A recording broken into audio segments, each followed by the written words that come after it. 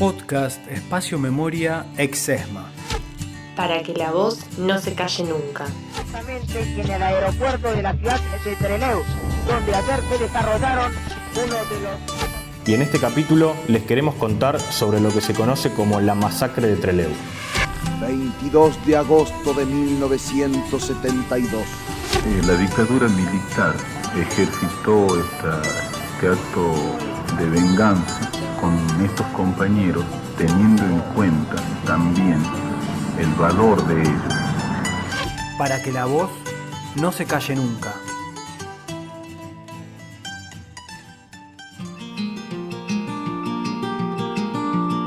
Bienvenidos a un nuevo episodio de Para que la voz no se calle nunca, el podcast del Espacio Memoria Exesma.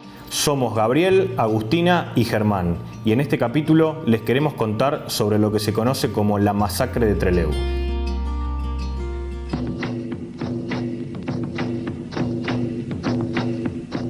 En 1971, el general Agustín Lanusse asumió la presidencia de facto de la dictadura militar. La cárcel de Rawson fue elegida por la dictadura de Lanusse como lugar de reclusión para la creciente persecución de militantes sindicales y políticos, con el propósito de alejarlos de los principales centros urbanos. Las cárceles, colmadas, eran un hervidero repleto de militantes políticos.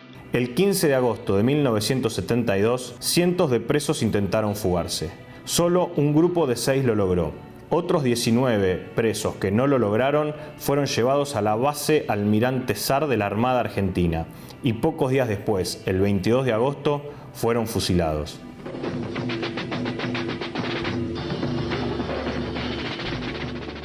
¿Cómo se conecta con lo que venía pasando en nuestro país, donde los golpes militares eran moneda corriente, y con lo que sucedió 4 años después en nuestro país durante la última dictadura? Empecemos por pensar qué pasaba en la Argentina antes de la masacre. En 1966 empezó una nueva dictadura y con ella se profundizó la represión interna. En continuidad con la proscripción del peronismo, vigente desde 1955, la persecución al movimiento obrero organizado, a los sectores populares y de estudiantes, entre muchos otros, no tardaron en generar las resistencias del pueblo argentino, que, una vez más, salieron a enfrentar un golpe de Estado. El 29 de julio de 1966, una fuerte represión, conocida como la Noche de los Bastones Largos, tuvo lugar en diferentes universidades del país. Se dirigió a estudiantes, profesores y científicos que habían tomado sus facultades para defender la autonomía universitaria. Esta represión dejó cientos de heridos, presos, docentes cesanteados, obligados a renunciar y produjo que muchos abandonen el país. El 29 de mayo de 1969 se produjo el Cordobazo, una rebelión popular de trabajadoras y trabajadores organizados en sus sindicatos, junto a jóvenes con sus centros de estudiantes, que fue ferozmente reprimida, dejando detenidos, heridos y muertos. Si querés saber más sobre esto, te invitamos a escuchar el capítulo 4 de Para que la voz no se calle nunca sobre el Cordobazo. Este tipo de acciones se multiplicaron por todo el país, generando lo que fue conocido como los Sazos. El tucumanazo, el rosariazo, el correntinazo, entre otros.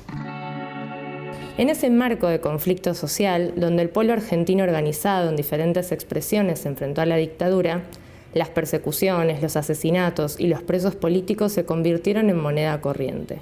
Se prohibió toda práctica democrática de la actividad política. A finales de los 60 y principios de los 70 comenzaron a tomar presencia pública movimientos políticos, donde la lucha armada fue una de las herramientas clave para combatir la dictadura. El horizonte al que miraban era revolucionario. Algunas de las principales organizaciones político-guerrilleras fueron el Partido Revolucionario de los Trabajadores, con su brazo armado llamado Ejército Revolucionario del Pueblo, cuyo principal dirigente fue Mario Roberto Santucho. Las Fuerzas Armadas Revolucionarias, dirigidas por Carlos Olmedo y Marcos Osatinsky, y Montoneros, dirigida por Roberto Perdía, Mario Firmenich y Fernando Bacanarvaja, entre muchos otros. Hubo más organizaciones de estas características. Aquí nombramos aquellas que participaron en los hechos de Rawson y Trelew. El penal de Rawson, en la provincia de Chubut, fue uno de los lugares en que se encarceló a algunos de estos máximos dirigentes de estas organizaciones. Desde allí se planificó una fuga de los presos políticos que en parte logró su objetivo, pero también hubo represalias para con quienes no lograron fugarse. Los fusilamientos a sangre fría en la base de la Marina Argentina Almirante Sar. Toda la sociedad se enteró de esta masacre. ¿Cómo fue posible la fuga y de qué manera la Marina asesinó a los que quedaron en el país?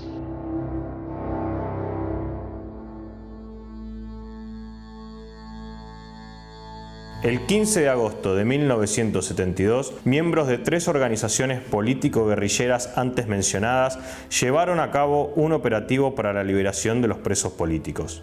A inicios de aquel año, en el penal de Rawson estaban detenidos varios dirigentes: Mario Roberto Santucho, Enrique Gorriarán Merlo y Domingo Mena del PRT-ERP, Roberto Quieto y Carlos Osatinsky de la FARC y Fernando Vaca Narvaja de Montoneros.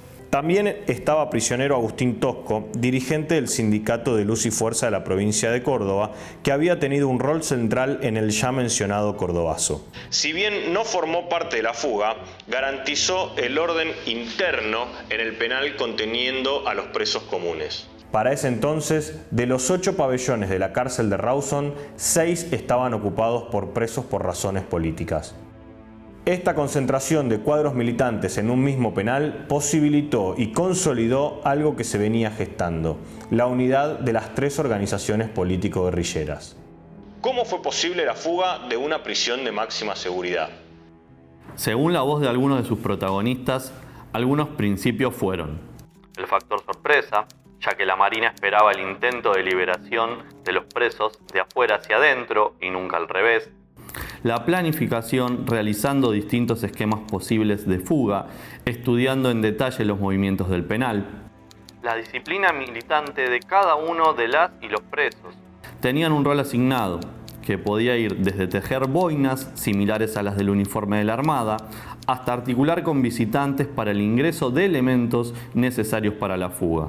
También se entrenaron físicamente en cada una de las celdas y mantuvieron la estricta compartimentación de la información. Que el régimen hubiese encarcelado juntos y juntas a los dirigentes de cada organización también fue un factor decisivo. Los presos respondían a su legitimidad como verdaderos cuadros políticos.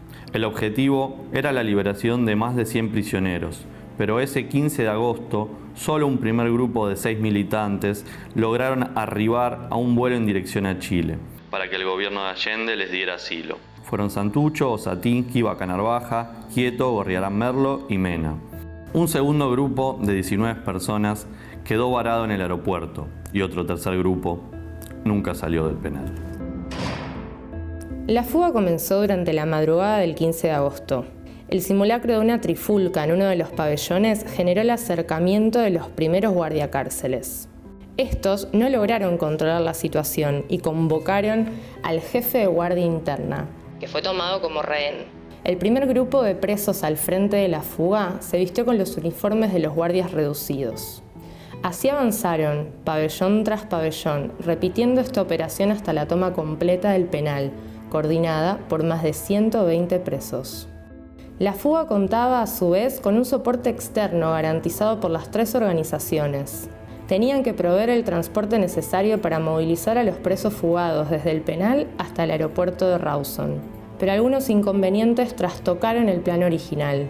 El asesinato de un guardiacárcel, Gregorio Valenzuela, que intentó detener a los fugados, y la incorrecta interpretación de una señal de adentro hacia afuera generó la huida de los vehículos.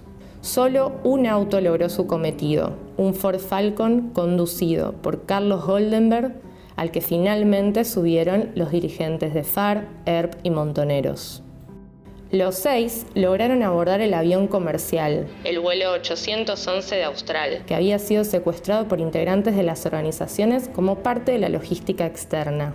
El avión dio vueltas a la pista para esperar la llegada del resto de los presos.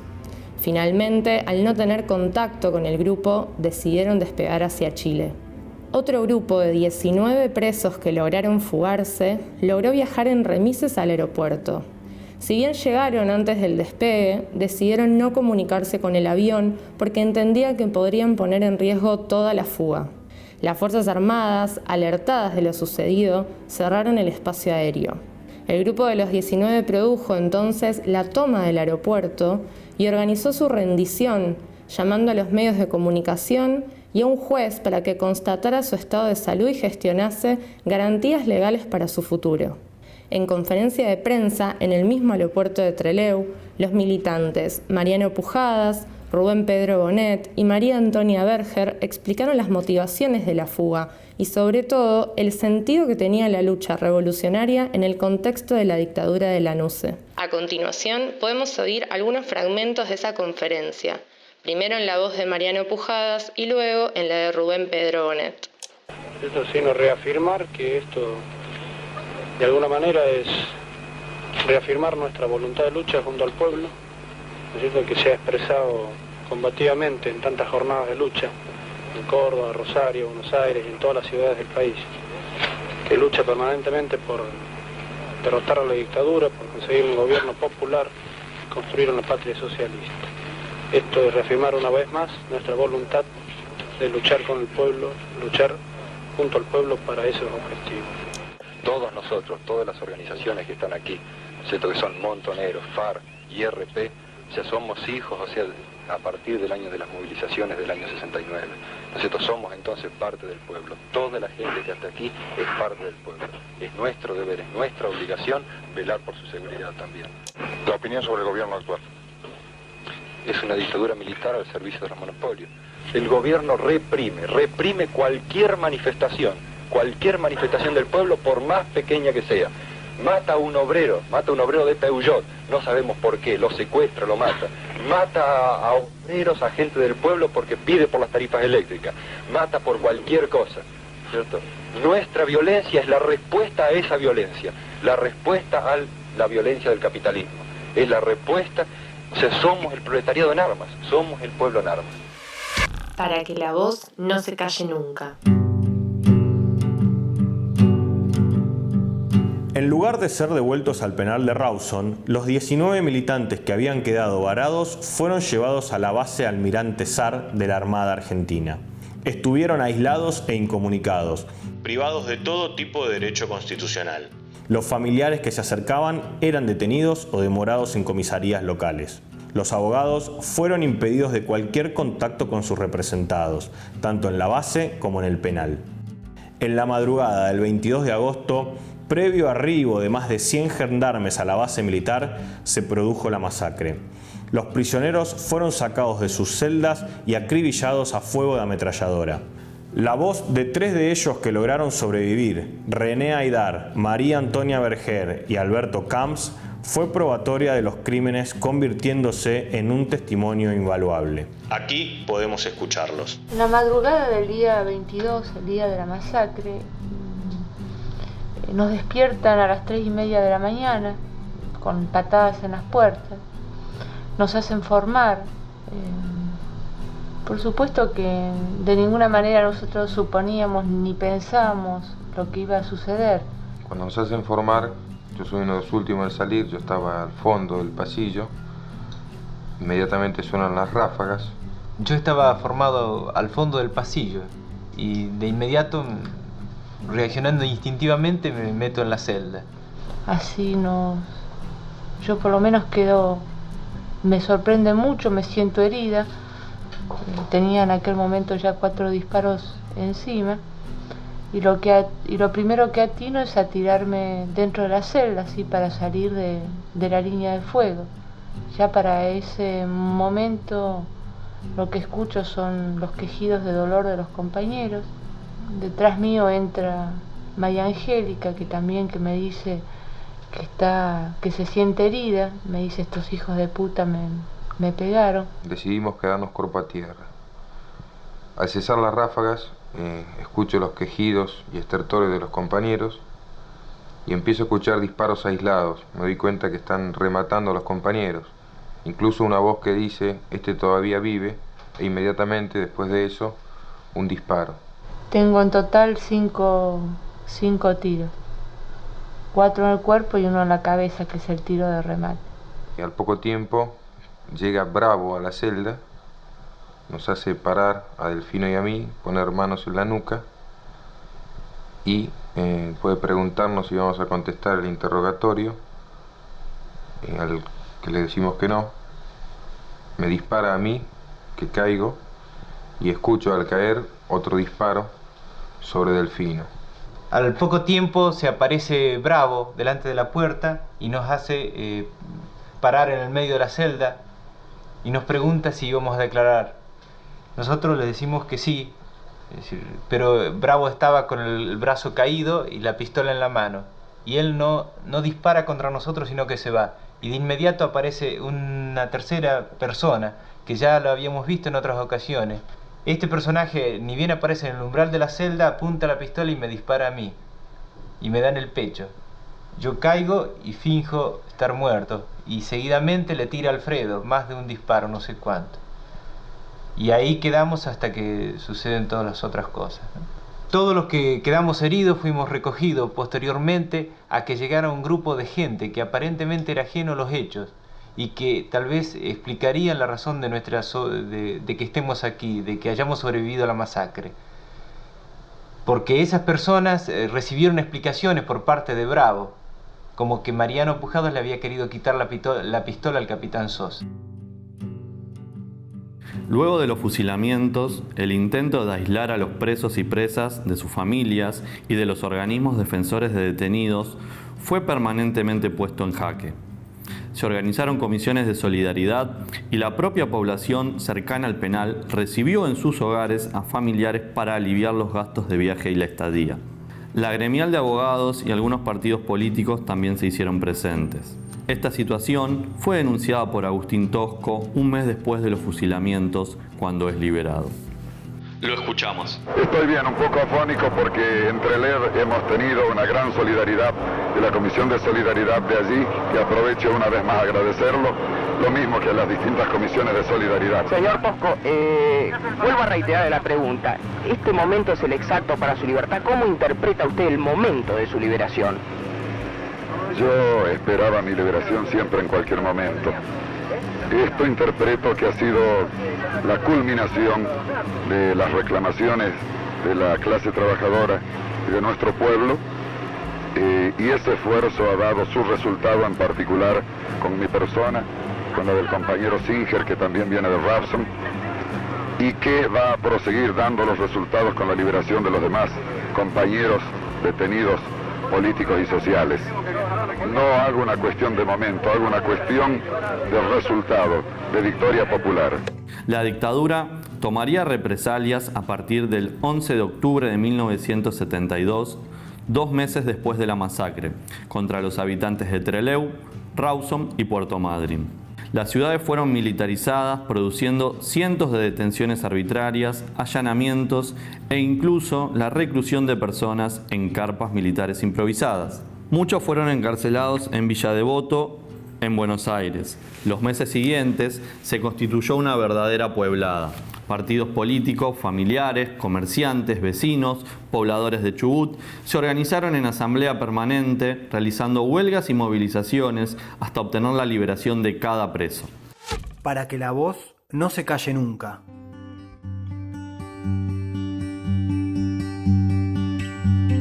Después de muchos años de impunidad por estos crímenes, la justicia argentina los consideró como de lesa humanidad, porque formaron parte de una persecución sistemática y generalizada contra un sector de la población civil por parte de la dictadura de Alejandro Lanusse, y por lo tanto no prescriben. Así fue que el 15 de octubre del 2012, el Tribunal Oral Federal de Comodoro Rivadavia condenó a los marinos Carlos Amadeo Marandino, Luis Emilio Sosa y Emilio Jorge del Real a prisión perpetua por los hechos del 22 de agosto de 1972. 9 años más tarde, esta sentencia quedó firme por la Corte Suprema de la Nación. Sin embargo, el ex marino Roberto Bravo, uno de los principales responsables de la masacre, no pudo ser juzgado en esa ocasión. En 1973, Bravo fue enviado a Estados Unidos como agregado militar en la Embajada Argentina. Luego de su retiro, se convirtió en ciudadano de ese país, donde reside hasta el día de hoy. En el marco del proceso penal iniciado por familiares de víctimas de la masacre, se solicitó su extradición, la cual fue rechazada en el 2010. Bravo gozó por 50 años de absoluta impunidad, hasta que un fallo histórico de un tribunal en Miami, el 2 de julio del 2022, lo declaró responsable de los fusilamientos de Eduardo Capello, Rubén Bonet, Ana María Villarreal de Santucho y del intento de ejecución extrajudicial de Alberto Camps. El reclamo por expatriarlo y juzgarlo en la Argentina sigue vigente.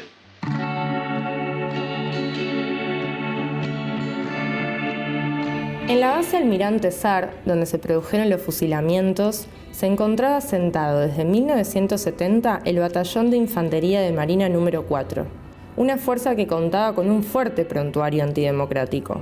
En junio de 1955 había intentado el asalto a la Casa Rosada para derrocar al presidente Juan Domingo Perón. El BIM 4 se constituyó en 1952 con base en la ESMA. Por otro lado, unos meses después de los fusilamientos de Trelew, se decidió trasladar una compañía del Batallón de Infantería de Marina número 2 de Bahía Blanca a la Escuela de Mecánica de la Armada. Buscaron reforzar la seguridad de este predio y sus alrededores ante una posible respuesta de las organizaciones político-guerrilleras por los asesinatos. Lo que no tuvo en cuenta la Marina es que, dentro del mismo BIM 2, algunos de los soldados se identificaban con los valores del peronismo. Es así que algunos oficiales, suboficiales y cabos intentaron un levantamiento en noviembre de 1972 dentro de la ESMA con el objetivo de ir a recibir al general Perón ante su regreso inminente a la Argentina.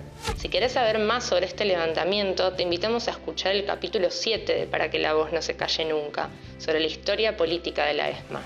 Otros marinos que estuvieron en Trelew en el 72 formaron parte del grupo de tareas que funcionó en la ESMA durante la última dictadura. Fue el caso del suboficial Antonio Pereira, que ese año había prestado servicio en la base Almirante Sar. Según el testimonio de Víctor Basterra, sobreviviente de la ESMA, a Pereira se lo vio en el sótano del ex casino de oficiales, 10 años después de la masacre, en 1982, llevando un secuestrado que caminaba con mucha dificultad. Ese secuestrado era Ricardo René Aydar, uno de los 3 sobrevivientes de los fusilamientos. Cuando Aydar formó parte del plan de fuga, tenía 28 años. Ricardo René, o el Turco como se lo conocía, nació el 15 de enero de 1944 en San Guillermo, Santa Fe. Fue padre de 4 hijos. En su formación influyeron los valores del cristianismo y desde muy chico se identificó con el peronismo. Comenzó a militar en el Ateneo Santa Fe mientras estudiaba en la Universidad Nacional del Litoral, donde se recibió de ingeniero químico. En 1970, junto a agrupaciones de Buenos Aires y Córdoba, contribuyó a fundar Montoneros. Aydar fue detenido el 18 de febrero de 1972 mientras participaba de un operativo contra Conrado Puccio, intendente de facto de Santa Fe, junto con otros 10 militantes. En ese momento fue llevado al penal de máxima seguridad de Rawson.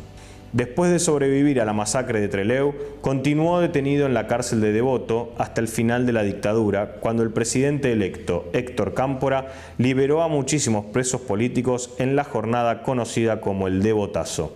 Un día antes de ser liberado, junto con los otros 2 sobrevivientes de la masacre, Aydar dio una entrevista a Paco Urondo, donde relataron la fuga y los fusilamientos. Luego se convertiría en un libro icónico, La Patria Fusilada. Allí Ricardo dirá: si para algo sobrevivimos nosotros es para transmitir todo eso que los otros, por haber muerto, no pueden. Escuchamos al mismo Aydar y a Alberto Camps luego de entregarle el libro de Paco Urondo al general Perón en 1973.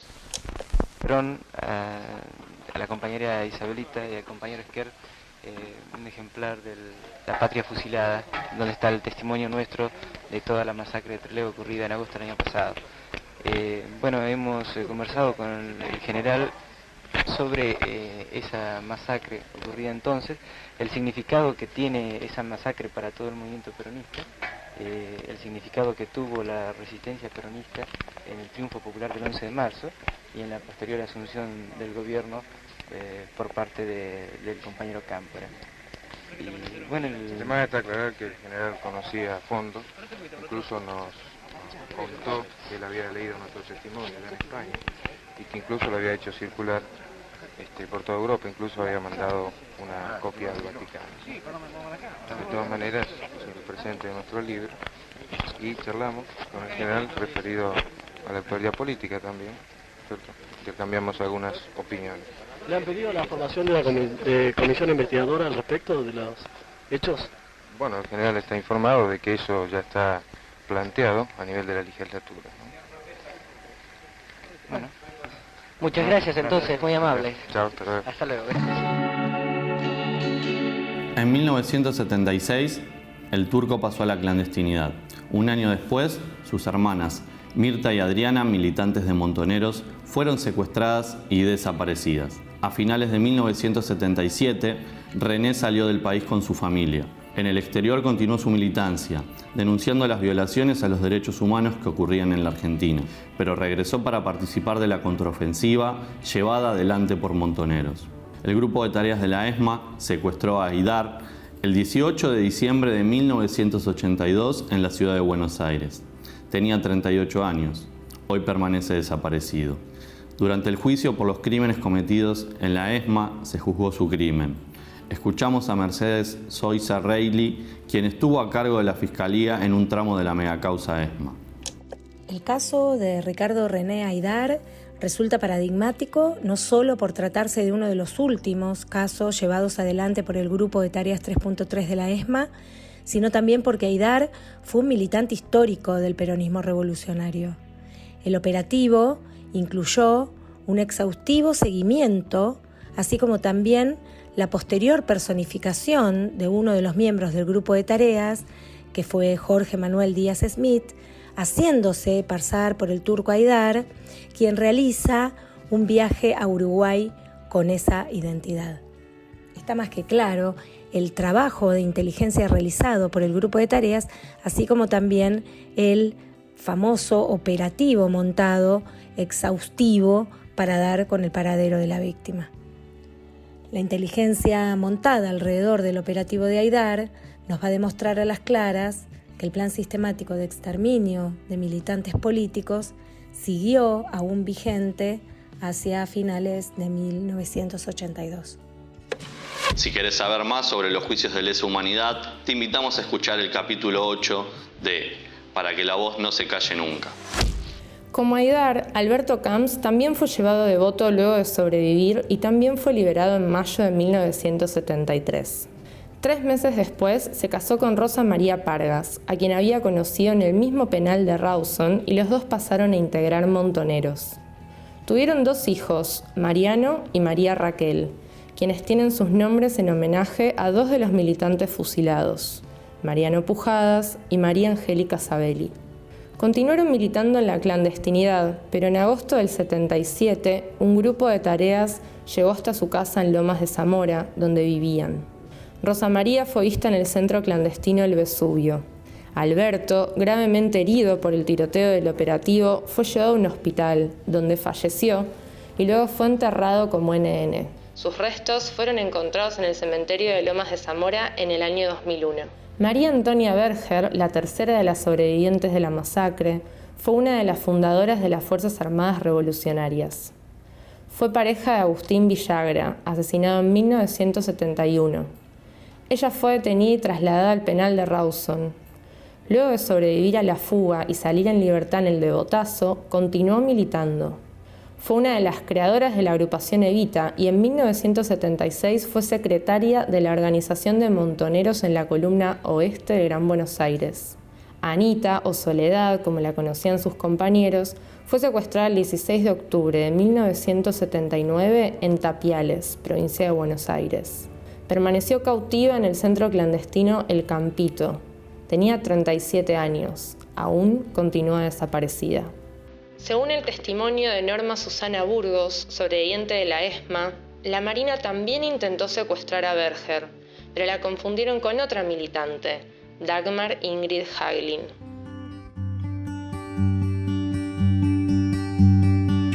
Dagmar nació en Buenos Aires el 29 de septiembre de 1959. Comenzó a militar, tal vez incentivada por la nueva pareja de su madre, el abogado de derechos humanos y defensor de presos políticos Edgardo Weissman. Juntos realizaron trabajo territorial en zona oeste de Buenos Aires, en donde también militaban Norma Susana Burgos y su compañero Carlos Caride. En mayo de 1976, Weissman fue desaparecido y Caride asesinado por la policía bonaerense. En diciembre de ese mismo año, Norma Burgos perdió, además, a una de sus hijas. Fue en ese momento que Dagmar, preocupada por su estado de ánimo, comenzó a visitarla más. El 26 de enero de 1977, un grupo operativo de la ESMA secuestró a Norma Susana Burgos en la localidad de Ramos Mejía. 7 marinos revisaron y ocuparon su casa, manteniendo en una habitación al padre y otros familiares. A la mañana siguiente, Dagmar Hagelin llegó al domicilio para ver a Norma. Fue ahí cuando la confundieron con Berger. Escuchamos al padre de Dagmar reconstruir el secuestro de su hija. Mi hija llega sobre las 8:30 de la mañana con un papelito a dejarle la dirección a Susana Burgos. Punto que cuando ella llegó frente a la puerta, saltaron por el lado externo, porque había un pasillo que llevaba al fondo, 2 señores. Uno era Astiz y otro el cabo Peralta.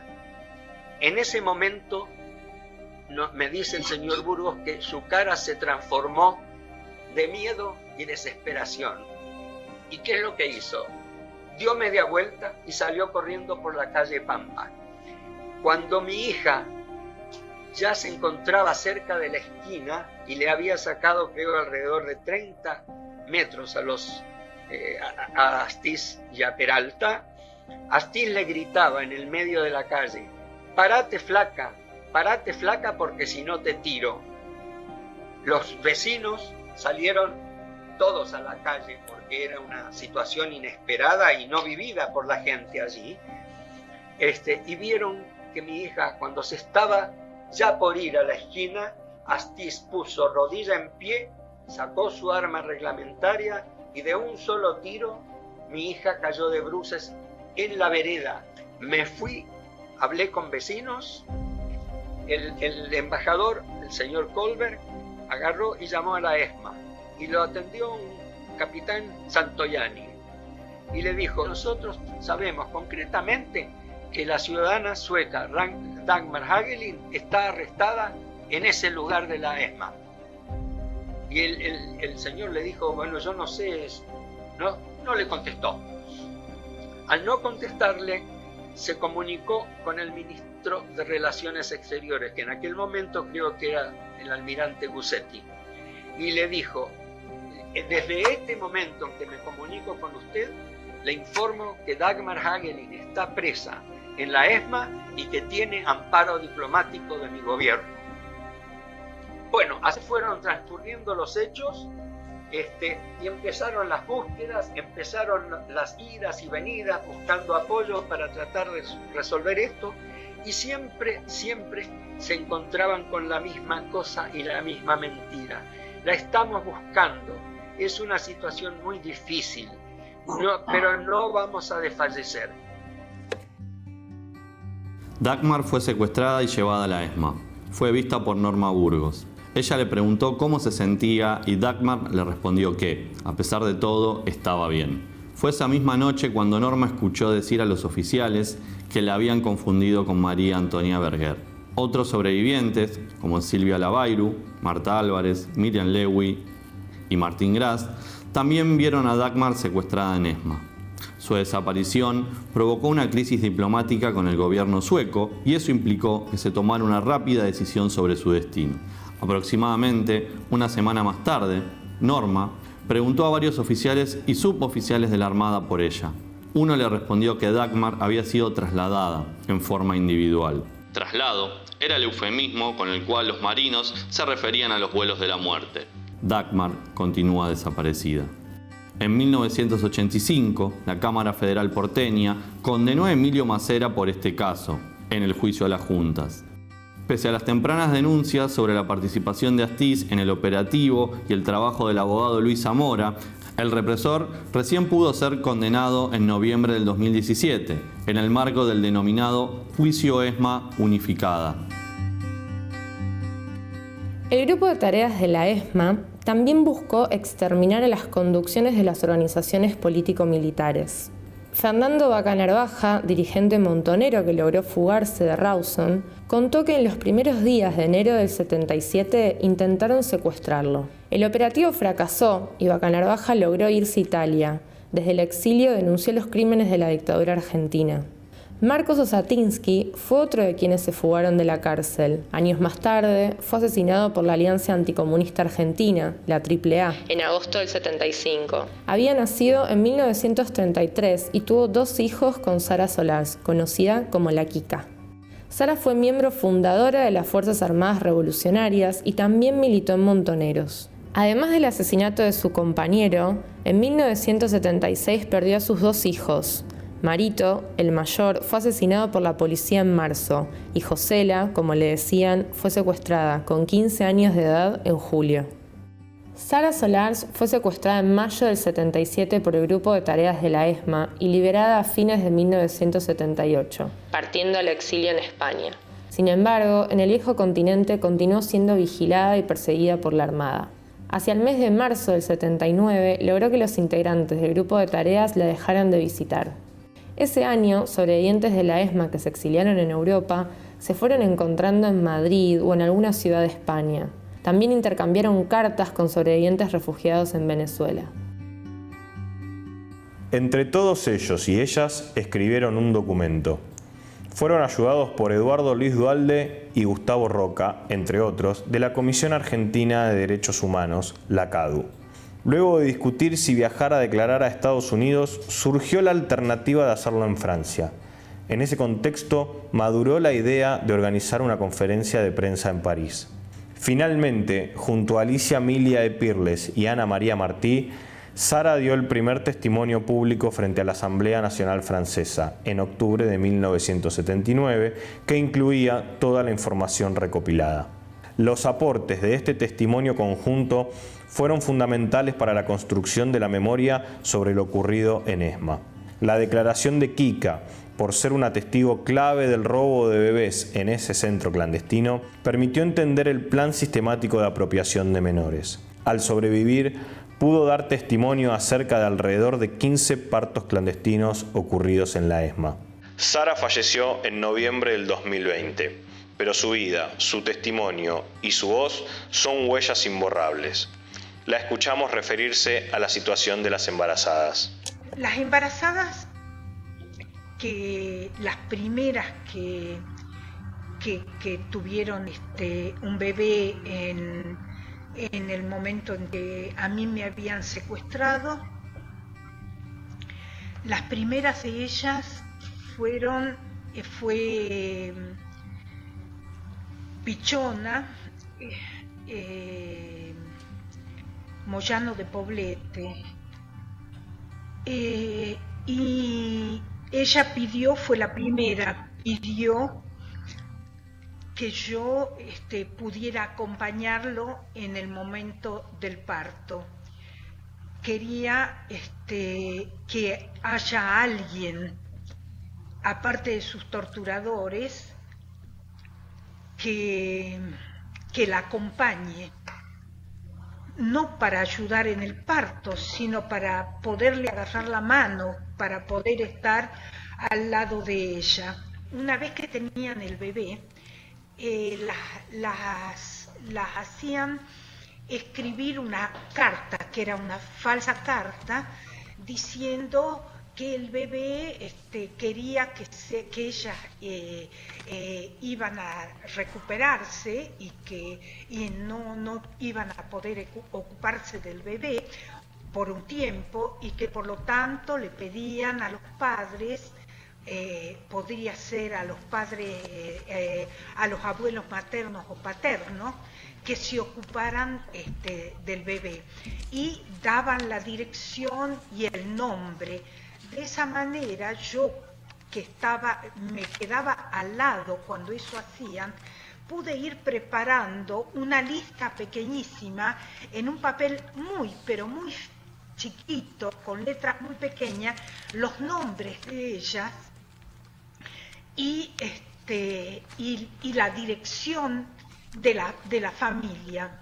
Este papelito que yo fui guardando durante mucho tiempo y cerrándolo muy pequeñito, no pude sacarlo de la ESMA. Para estos crímenes en donde los genocidas sostienen un pacto de silencio, la voz de los y las sobrevivientes es fundamental para reconstruir los hechos, aportando claridad a la verdad sobre lo sucedido y también en busca de justicia. Como dijo Haidar cuando sobrevivió a Trelew, sobrevivir sirve para transmitir lo que otros no pueden. Para que la voz no se calle nunca. La historia de nuestro país está marcada por sectores populares que encontraron en la militancia política, en la lucha organizada, formas de reclamar que garantice mayor equidad y justicia. Pero también está marcada por crímenes llevados a cabo en búsqueda de evitar esas conquistas.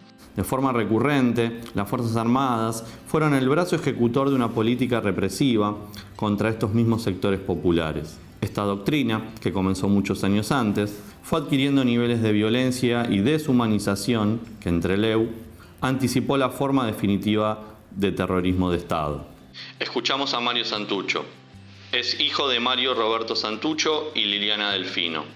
Ambos eran militantes del Partido Revolucionario, de los Trabajadores y del Ejército Revolucionario del Pueblo. Los dos están desaparecidos. Mi viejo fue protagonista de lo sucedido en Trelew. Fue uno de los que se fugó de la cárcel de Rawson, y también mi mamá, de alguna manera, fue protagonista porque su hermano Mario Delfino, que vendría a ser mi tío, fue uno de los fusilados aquel 22 de agosto de 1972 en la base Almirante Sar. La primera compañera de mi papá y madre de mis 3 hermanas, Ana María Villarreal, más conocida por nosotros como Sayito, también fue detenida luego de la fuga y después fusilada. Pero Trelew no solo es un acontecimiento clave en el plano personal o familiar, sino también en la historia de los 70, y yo diría que es bastante importante en la segunda mitad del siglo XX argentino. Allí, en lo sucedido en Trelew, se cruzan diferentes trayectorias y procesos que van a tener mucha influencia en los momentos más álgidos de la lucha revolucionaria y de la represión estatal hacia mediados de la década. Trelew, por un lado, se vincula con el bombardeo a la Plaza de Mayo de 1955 y con los fusilamientos de José León Suárez en el 56. Tengo la impresión de que ese bombardeo a la plaza, o esos fusilamientos, fueron para la resistencia peronista algo similar a lo que la masacre de Trelew significó para la juventud que a comienzos de los años 70 se estaba politizando. Un hecho de sangre que en cierto modo sella la identidad de un sujeto político, que en este caso sería el movimiento revolucionario de los 70, una juventud que aún con distintas ideologías y distintos orígenes tenía un destino común que ellos mismos llamaban socialismo. Pero ¿cuál es el contenido de esta analogía entre hechos tan distintos o con tantos años de diferencia? A mí me parece que no es algo simbólico o una mera similitud histórica. Hay algo profundo que en cierta forma conecta también con la Patagonia trágica de 1922 o incluso con la masacre de Avellaneda en el 2002. Tanto los bombardeos como los fusilamientos, como las masacres, son la confirmación de que el Estado argentino y las clases dominantes que lo manejan no ahorran recursos cuando se trata de reprimir cualquier posibilidad de transformación social en serio, o cualquier movimiento de profundización de la democracia incluso. Pasó en 1922 con los sindicatos anarquistas, en el 55 con el peronismo, en el 72 con la Juventud Revolucionaria y en el 2002 con el movimiento piquetero. Casi con regularidad cada 30 años. Ahora bien, no hay que olvidarse que todo hecho represivo tiene siempre como fundamento a una lucha previa que desborda. Si hay una represión es porque antes hubo siempre una rebelión. ¿Por qué el 22 de agosto fusilaron a los 19 compañeros en la base Almirante Sar de la Armada? Porque la dictadura se moría de rabia. había quedado en ridículo gracias a la fuga del penal de Rawson que sucedió el 15 de agosto, o sea, una semana antes. La fuga fue una señal clarísima de lo que esa generación que había decidido subvertir el mundo era capaz. Una especie de bengala en el cielo que toda la Argentina pudo ver. Esos jóvenes y esas jóvenes estaban dispuestos y dispuestas a dar vuelta el país para que hubiera justicia en serio. Hacía muy poco había sido fundado el ERP, también Montoneros, todavía existían las FARC. Esas distintas organizaciones tuvieron su bautismo de fuego, en cierto modo, a través de una herida común. Las Fuerzas Armadas podían tornarse genocidas. No solo porque eran capaces de matar a sangre fría una parte de lo mejor del pueblo, sino además porque el Estado iba a intentar encubrir después esa masacre, iba a instalar una mentira burda, pero sin matices. Y ahí surge una tercera enseñanza fundamental que nos deja ese acontecimiento. La importancia de construir una verdad histórica con nuestros propios medios, a partir del testimonio de los y las sobrevivientes, a partir también de la valentía de los familiares y de los compañeros y compañeras que se juegan en los peores momentos y de una sospecha infinita por los mecanismos de encubrimiento que el poder posee. ¿Por qué es importante recordar de forma colectiva lo que pasó en Trelew? ¿Qué buscamos al mirar el pasado? Tratamos de entender los sentidos que tuvieron estos hechos para quienes los vivieron, aprender de la experiencia de lucha de los organismos de derechos humanos para consolidar procesos de justicia, pero también tener elementos para dar la discusión acerca de qué sociedad queremos. Esta discusión se da en el presente, y vos y yo somos protagonistas.